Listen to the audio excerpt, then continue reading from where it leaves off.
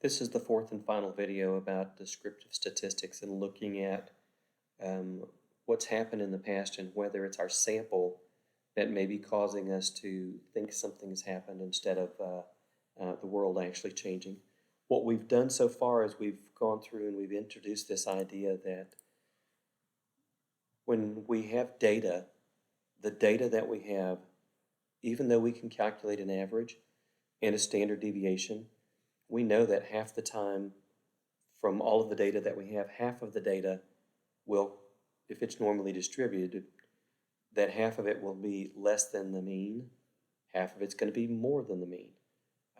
We've learned that we can go in using the data, calculate a z-value. Once we calculate the z-value, we can look to say what's the chance that the next data that we have is going to be below 2% or below 2 z-statistics below the mean. We've looked at how to use the table, the z-table in Appendix D, to come up with those probabilities. We've looked at how we can calculate those probabilities. Now it's time for us to go in and say, what does that mean to us from our sample perspective? Because in our original question, we came in and said, if it was $4.18 was the previous sales that we had per customer, standard deviation of 84, and we have the very next person that walks in to the store buys something that's worth $4.26, we know that from what we said before that there's a chance that that $4.26 is just kind of due to the randomness of the data. We can calculate the z-statistic of $4.26. Whenever I do that, 4.26 minus 4.18 divided by the standard deviation. My z-statistic is 0.1, which means that using my z-table, 54% chance, okay, almost a 54% chance that that the value would occur less than $4.26. However, at the same time, there's still a 46% chance that the value that we had gotten on that very next person to walk in would have been more than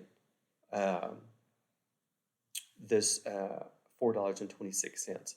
So there's about a 46% chance here that this being higher than 4.18, it's really about a 46% chance that the results are due to just the randomness of our sample.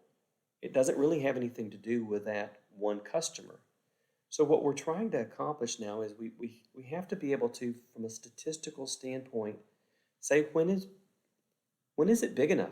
When is it big enough to say how much bigger than $4.18 does it need to get to? One thing that we can do mathematically is if we start thinking about, how can we determine if the world really is different than it was in the past? One thing we can do is we can start considering a bigger sample size.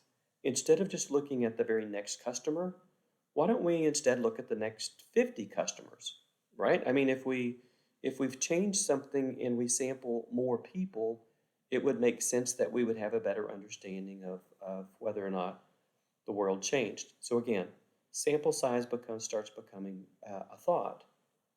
We said we could calculate a z-statistic this way with a sample of 1.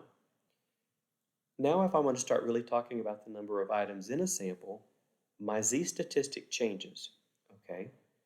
It's whatever the value is, or the average now of the people that have been sampled, minus the parameter that we had before, the average, divided by the standard deviation, and then that is divided by the square root of n, where n is the sample size. You can see if you have a sample size of 1, and 1 goes in here, square root of 1 is 1, so this goes away and we get back to this equation. Again, what's going to end up happening is the larger my sample size gets, the more defined I can be about my whether or not the world has changed. I'm going back to previously. If I only had one sample, one item, there's a 46% chance that if the data value was 4.26, there's a 46% chance that the reason it's $4.26 is just due to random sampling. Now let's reapply that to 50. We have 50 people that we've gone in and done our value for. Draw the picture as before, calculate the z. Only thing different now is that in the denominator we have the square root of n, the sample size. Our new z is 0.67. If I go to the z table in Appendix D, 0.67 says that 74.86% will fall below $4.26, which means that there's still a 25% chance, okay, 100 minus the 74.86, now there's only a 25% chance that what we're seeing is due to random sampling error. Again, sample size went from 1,